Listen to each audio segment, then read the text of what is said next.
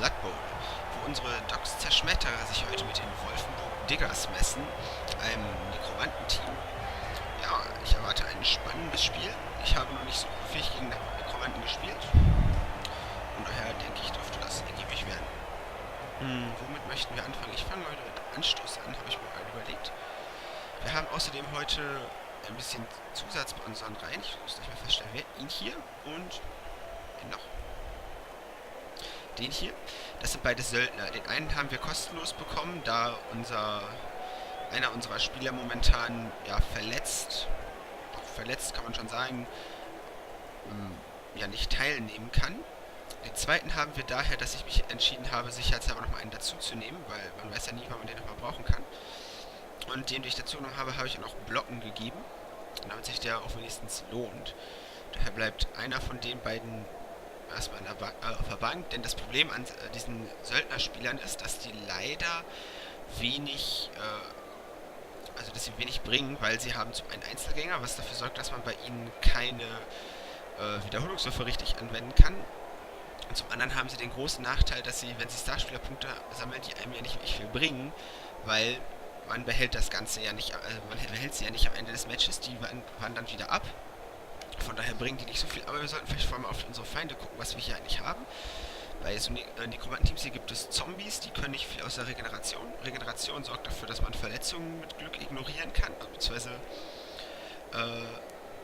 steht hier ja mit einer 50% Chance halt die Verletzung automatisch aus.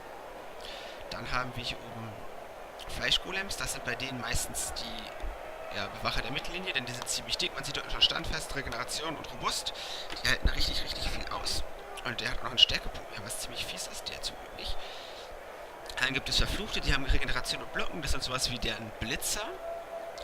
Und es gibt hier vorne die Werwölfe, die übernehmen meist so ein bisschen was wie die Läufer-Sachen, die haben Rasend und Klaue und Regeneration, sind also keine so guten Läufer, übernehmen aber gerne mal bei Nekromanten das Ball tragen, wie ich das mitbekommen habe. Ja, und dann sind noch 2 Zombies, würde ich sagen, fangen wir einfach mal an mit unserer Position hier.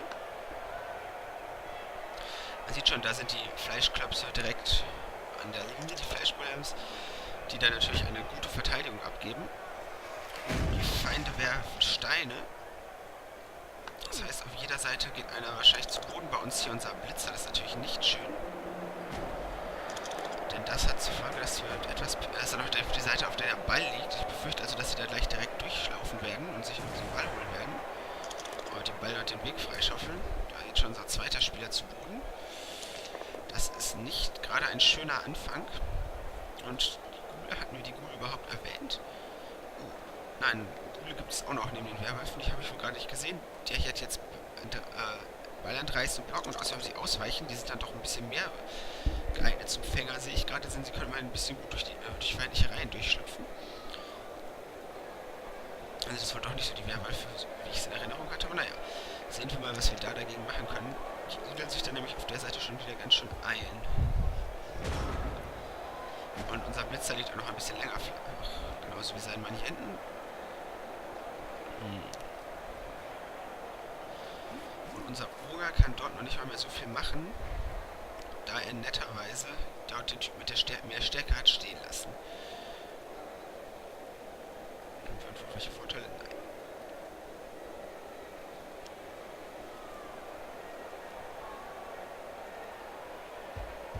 So. Ich befürchte, ich werde hier nicht ordentlich zum Blitz rankommen.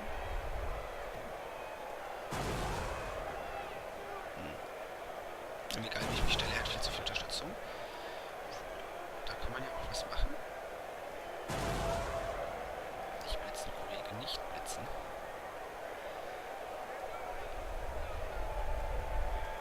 Aber das war super. Ich würde eigentlich schon gerne in der ersten Runde direkt auf diesen Typen da drauf blitzen, denn sonst wird er mir wahrscheinlich wehtun. Aber bevor ich damit anfange, sollte ich noch ein paar andere Spieler ihre Aktionen machen lassen. Zum Beispiel unseren Oger hier. Der ist natürlich auch gleich versaut. Beide gehen zu Boden, ist da für mich leider kein Erfolg, denn unser Oger hat keinen Blocken. Das ist ein bisschen schade. Hätte ich mir vom ersten Zug mehr erhofft. Sieht jetzt schon so aus, als würde das keine gute erste Halbzeit werden.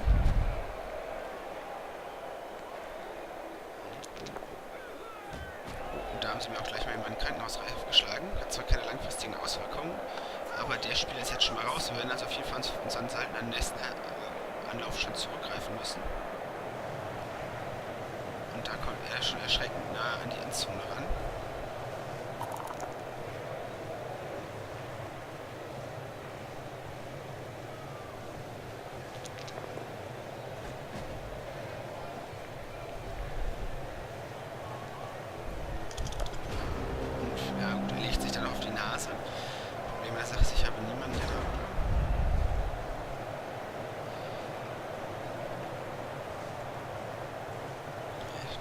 Zum Blitzen. Ich muss zweimal ausweichen zum Blitzen. Das ist alles nicht gut. Ich entscheide jetzt einfach mal, ich ignoriere diesen Punkt. Ich lasse ihn hin, dann ist bei mir gleich die dritte Runde, wenn es wieder losgeht. Dann muss ich mich einfach hinstellen und dort meine Punkte irgendwie zurückholen. Und selber punkten, weil so komme ich hier nicht voran. Dann brauche ich ja nicht mehr versuchen, ihn abzufangen. Dann versuchen wir lieber so lange vielleicht irgendwo Glück eigentlich mal Schaden zuzufügen.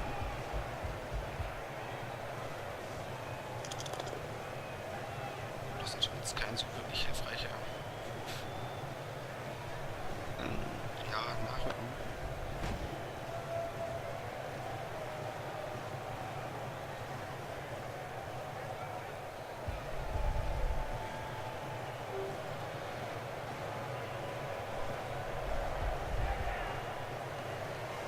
So, jetzt dem hier mal. Ja, der geht immer zu unten. Vielleicht dann nicht nachrücken will.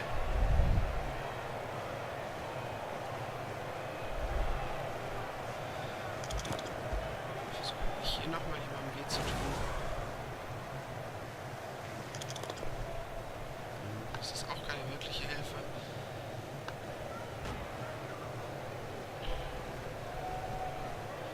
Und das ist auch nicht wirklich gut. Und das auch nicht. Ja, dann bleibe ich jetzt einfach mal so liegen. Soll er seinen Punkt machen? Dann muss ich sehen, dass ich das nicht wieder ausholen kann.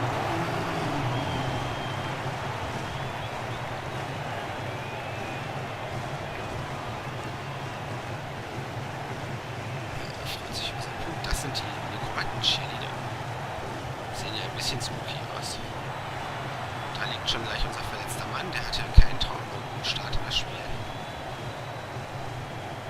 Und dann kriegen wir jetzt gleich auch wieder noch einen Blick über die Reihen der Gegner. Ja, die haben nämlich noch 3 Ersatzzombies dabei hier. Das heißt, selbst wenn ich da jetzt erstmal Ausfälle verursache, werde ich mit denen wahrscheinlich ihn nicht dazu bringen, viel Schaden dadurch zu nehmen. So, da ist der Einzelgänger. Den stelle ich gerne nach vorne in die vorderen Reihen, denn wenn die Dresche ziehen, ist das nicht so wild. Ja, möchte ich mich weiter nach vorne verlagern? Nein, eigentlich nicht. Er wird mit seiner Aufstellung auf jeden Fall so bleiben müssen, deswegen gehe ich hier mal nach vorne mit den beiden und dann nehmen wir das mal an.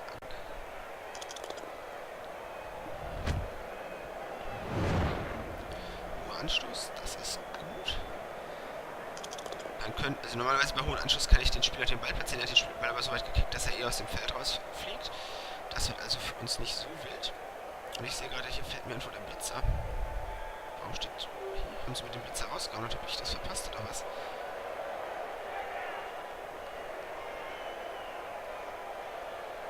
Nein, er hat mir den... Oh. Er hat mir den Werfer rausgehauen und ich habe jetzt hinten bei meinem Blitzer den Ball. Da habe ich natürlich gar nicht gut aufgepasst. Das ist nicht schön für mich. Und jetzt habe ich mich hier auch noch fast verklickt. Schreck. Mal gucken. Das brauche ich nicht versuchen. Das kann ich aber tendenziell versuchen. Oder das kann ich versuchen. Ich fange mal hier an. Auch wenn das riskant ist. Okay, ich habe es halt gleich versammelt. Mist. Ich hätte mir erhofft, dass ich mit dem dort ein bisschen was Besseres erwürfel, um da zumindest den wegzuschieben und gegen den Fleischklops besser würfeln zu können. Hoffen wir, dass er sich jetzt einfach so bewegt, dass sich für mich ein paar Chancen bieten, meine Spieler durchzubekommen. Auch wenn ich das Problem habe, dass ich hier keine guten Würfe erwarten kann. Das heißt, ich mehr oder weniger auf Passspiel auf kurzer Distanz arbeiten muss. Oh, und er haut auch noch gleich den Oger um. Nicht schön. Das Problem ist nämlich, dass ich ohne Werfer sehr viel Abzüge auf meine Wurfwürfe bekomme. Und daher ich da nicht zu viel erwarten darf. Aber ich sehe hier immerhin schon mal grob eine Lücke. Und der Mann hier hat Blocken, der hat bessere Chancen, das hinzubekommen. Ja, da ist das nämlich gut, wenn hier so ein Ergebnisblocken kommt. Und jetzt... Nein, das machen wir lieber anders. Das machen wir überlaufen. Ja, das möchtest du bitte wieder... Er ist zu doof, den Ball von einem Spieler an den anderen zu geben. Das kann halt passieren, wenn man keinen Werfer dabei hat. Das ist sehr schade, weil sonst hätte mein anderer Spieler dadurch zumindest schon mal versuchen können, durchzusprinten.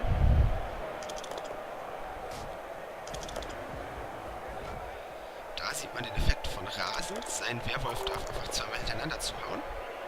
Weil Rasend sagt, wenn man jemanden nur wegschubst, darf man danach nochmal angreifen. Wenn man es hat seinen Nachteil, hat aber vor allem auch Vorteile. Dadurch meistens sehr gut vorankommt und er legt sich wieder auf die Nase. Das ist natürlich gut für mich. So, bevor ich jetzt viel mache, stehen wir hier erst einmal auf.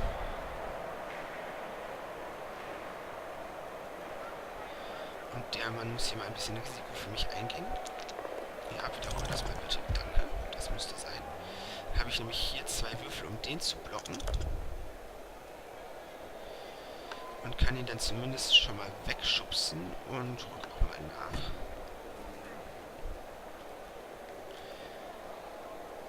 Und dann muss ich halt wieder so eine Aktion probieren, denn sonst werde ich wohl im Leben nicht durchkommen. Diesmal klappt das auch. Und dann darf der Mann möglichst weit rennen. Und ich will ihn nicht sprinten lassen, weil uns die Wiederholungshöhe fehlen. Ihr seht, ich habe nur noch einen über, den ich diese Runde nicht einsetzen kann. Ich gewinne also nichts, indem ich da mit Wiederholungswürfen sprinte und mich da auf die Nase lege. Der Werwolf... Ach, ich bin hier nur der Empfänger unterwegs. Dann kann der hinter versuchen, da durchzusprinten. Und er kann sich vorher mal den Werwolf versuchen. Ja, was soll's. Rück auch ruhig nach. Das bringt zwar meinem Finger dann wahrscheinlich nicht mehr. Aber es ist immerhin ein bisschen was an Bewegungsmöglichkeiten. Ja, da haue ich endlich mal jemanden zu Boden. Das ist gut. Und dann auch bitte hinterher. Das ist auch ein Fänger. Das heißt, auch der versucht hier rauszukommen. Schafft es mit Ausweichen auch. Dann kriegen wir nämlich wenigstens einen dahinter, der mithelfen kann. Und er als normaler Spieler, er schafft es nicht. Schade.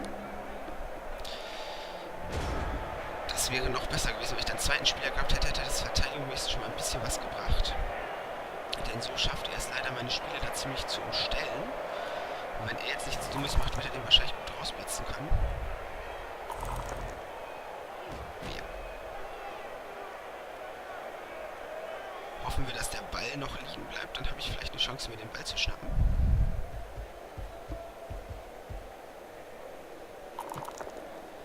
Aber bisher rennt er mich mit allem dahin. Das ist nicht so schön, wie ich es gerne hätte.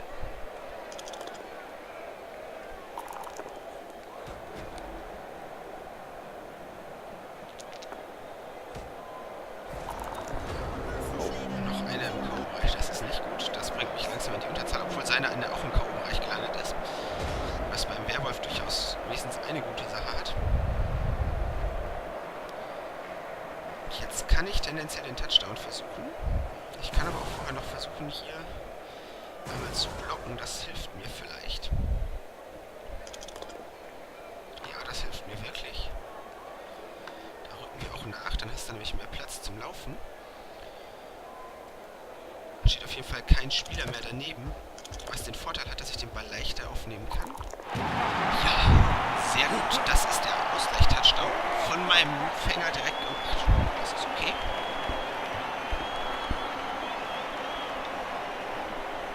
Der freut sich jetzt zu Recht über das, was er damit erreicht hat. Damit haben wir noch durchaus wieder eine Chance. Weil immer 2 meiner ausgeschalteten Spieler gerade wieder aufstehen, sehe ich schon. Die kriegen wir also direkt zurück. Weil bei ihm dann noch jemand liegt. Einer steht wieder auf, der Werwolf bleibt liegen. Das ist natürlich gut, weil ohne Werwolf, das tut schon ein bisschen weh, wenn er sowas verliert. Und es ist wieder Anstoß. Ich bin zumindest mit voller Zahl auf dem Feld. Ich muss nur gucken, wer wo steht. Den spannen wir wieder dahin und du hast einen Fänger. Ja, dann nimmt er wieder das. Da muss halt ein Feldspieler meine Rolle als Werfer übernehmen. Da habe ich leider keinen Ersatz für. Und die rücken halt ganz eindeutig mal wieder zurück. Und ich glaube, ich rücke auch hier noch ein bisschen mehr zurück. In der Hoffnung, mit ein bisschen mehr Defensive hier voranzukommen. Ja, er wird die Lücke dort im Feld wieder wahrscheinlich wieder auffüllen, denn er muss erst jetzt seine Mannschaft aufbauen. Ja, und dann steht da wieder die volle Besetzung. Aber nur noch ein Werwolf. Kreischende Fans. Beide Seiten würfeln. Er würfelt viel, viel besser und kriegt damit einen Zusatzwürfel. Mist. Er hat deutlich mehr Cheerleader, daher hatte ich da wenig Chancen. Der Ball ist an einer Stelle gelandet, wo er ihn frei verteilen darf. Das heißt, er hat ihn gleich mal wieder vorne seinen Ghoul-Spielern gegeben. Und er schiebt sich damit rasend in mein Feld, aber er hat meinen Mann immerhin noch nicht K.O. gehauen. Das ist schon mal ganz okay.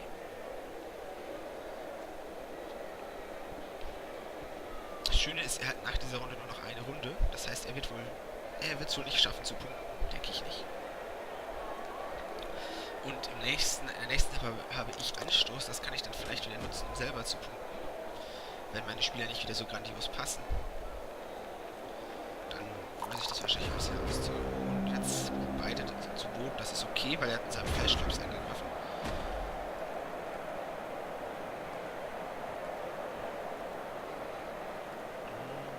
Wie mache ich das denn hier mit wem?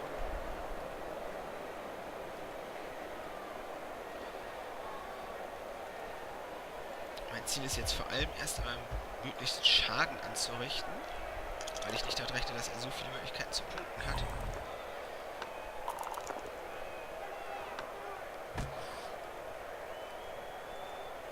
Das machen wir als letztes. Wer hat hier wie viel Stärke? Du hast 3, du hast auch 3. Der Verfluchte hat Regeneration und Block.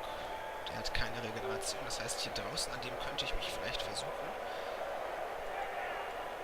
Ich könnte sogar da versuchen, meinen Spieler hinzustellen. Das könnte auch so nicht klappen, ja. Dann kriege ich nämlich einen Bonuswürfel und dann habe ich damit 2 zu. Und da haben wir was dabei, was ihn auf die Fresse gibt. Da möchten wir auch nicht. Doch, da möchten wir nachrücken. Das ist wichtig. Und er landet zumindest im Kampfbereich. Das ist doch schon mal gut. Jetzt natürlich verpennt, dass ich hier vielleicht auch hätte zu einem Block kommen können. Oder?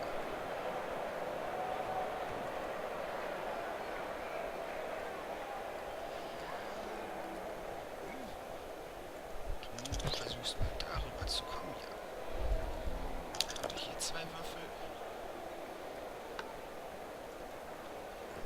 Und Schlaf.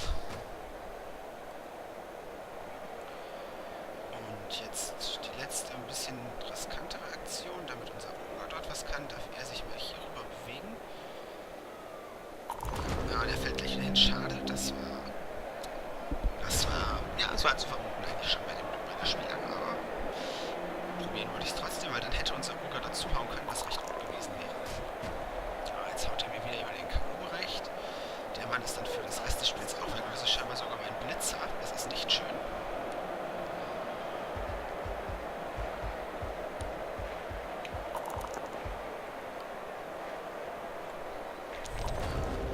Da geht er zu Boden. Gut, ich habe jetzt auch keine Möglichkeit mehr zu punkten. Aber ich habe ja vielleicht noch die Möglichkeit, Leuten weh zu tun. Und genau das werde ich versuchen. Zum Beispiel hier an dem Verfluchten. Ja, die auch nicht hinterher sind. Der ist ziemlich egal. Unser Ogre kann sich echt direkt an dem versuchen, dann ignorieren wir den Fleischklops. Saublöd, schade.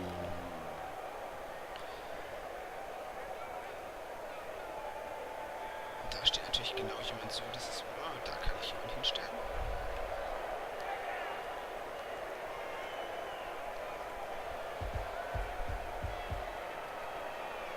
Versuchen wir jetzt hier noch am Werwolf. Ja, das hilft mir leider nicht.